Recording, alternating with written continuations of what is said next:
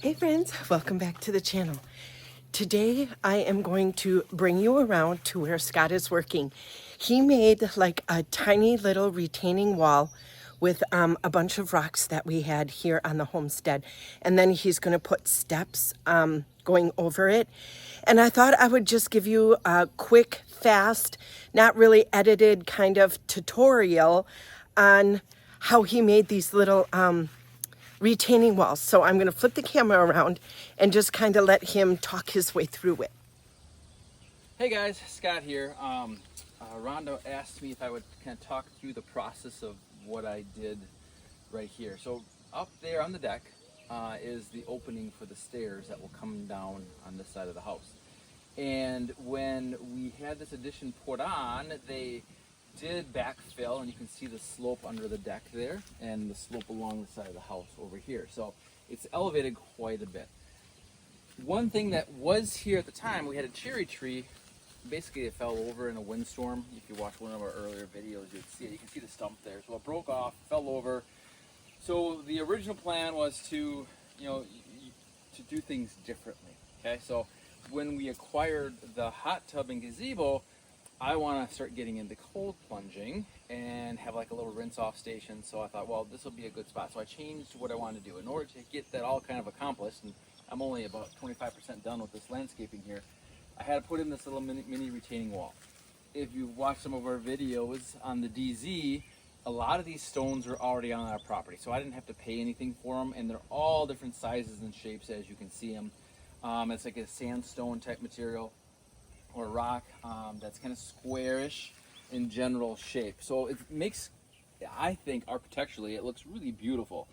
So I wanted to incorporate those instead of, because the stairs are going to come down, and I don't know if you can see this on the camera.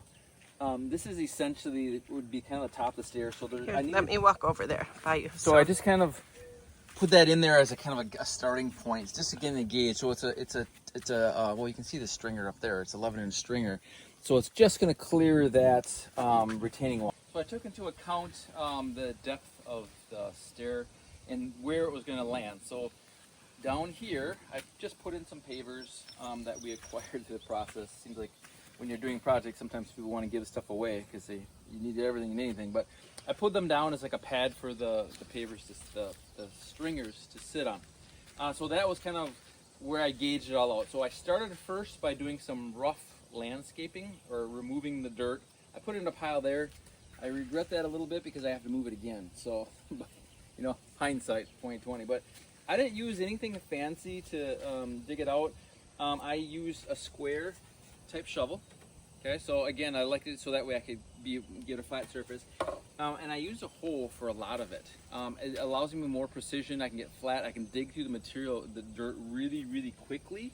And then I used a big shovel to kind of scoop it up and put it in a pile right over there, essentially. Once I had the rough shape in, I had to start visualizing what it was. So I took into the account again, the slope of the hill there, and then we have this little stretch here along the house.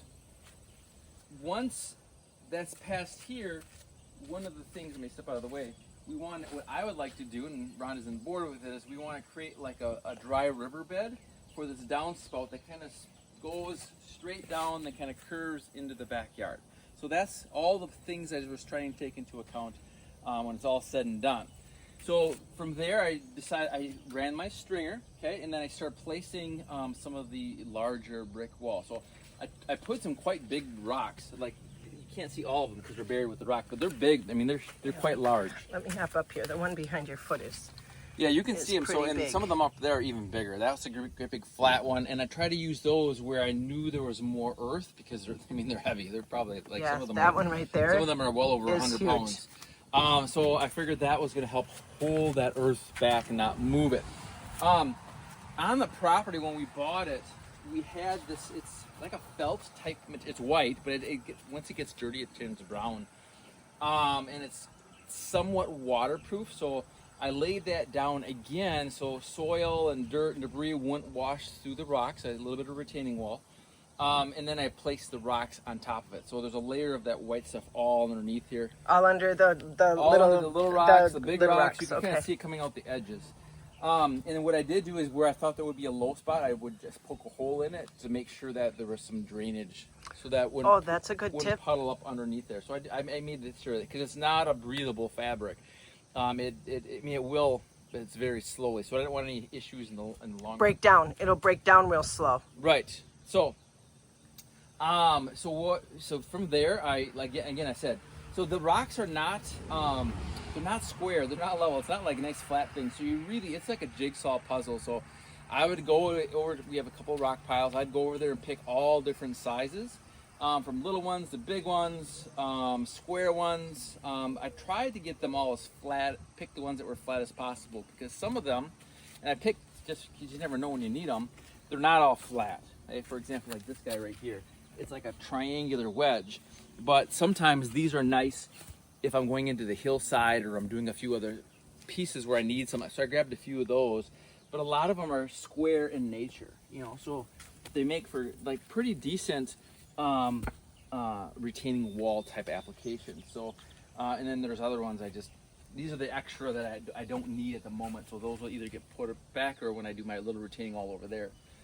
Then I just started building them up, and I started to have this visual, and I try to create, under this rock, the actual soil is sloped away from the house. So again, I tried to always have some sort of drainage in place, and we tested it. If you run water through here, it does come out the bottom down there real nice. So that's exactly what we wanted. And then, when you try to lock them together, I mean, they're solid. They're not going to move. So that was part of it. And they're going to settle, and they're going to kind of work together. And I may have to adjust a few of them in the future, just to relock them together. So and then that's, I think, part of the expected. I don't do this for a living. I don't really know what I'm doing, but I have a good feel for what needs to happen. The other thing that I wanted to do is I didn't want a perfectly straight line. I wanted to have some character to it. So you can see I would put out one that would jet out a little bit more, have more of an indentation and things like that, just to give it some sort of a flow and some sort of character piece. Even though I know it's going to be hidden by the stairs, because the stairs are going to go over the top of this. Can you put the stringer down to kind of give them a visual of? Yeah. So the stairs, there we go. Essentially right there. So it just clears everything underneath there. Yeah, yeah. Here, let me just hold that right there. Let me just this isn't come in here and show them that it's not touching the rock. Yep. And this is probably the rock that's the furthest out right here. So.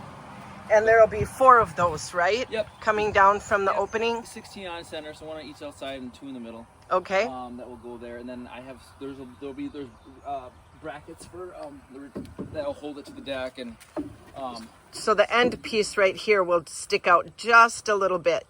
That we'll be able to see from. I purposely designed it that way, so basically the 2x4 stringer is going to go right here, so it's going to go down right through there. Yeah. So you're going to see this part is going to be exposed, and then basically if you can visualize this 4x4 down on the bottom, that's the outside of the deck. Because there will be a railing on the steps. Yep, there'll be a railing on both sides. Okay. And then from there, we're gonna the next phase of this. Oh, the last thing I had to do then, or what I did is I figured out exactly where level was. So when I put the stringer on there, the treads would be level. So I dug this out.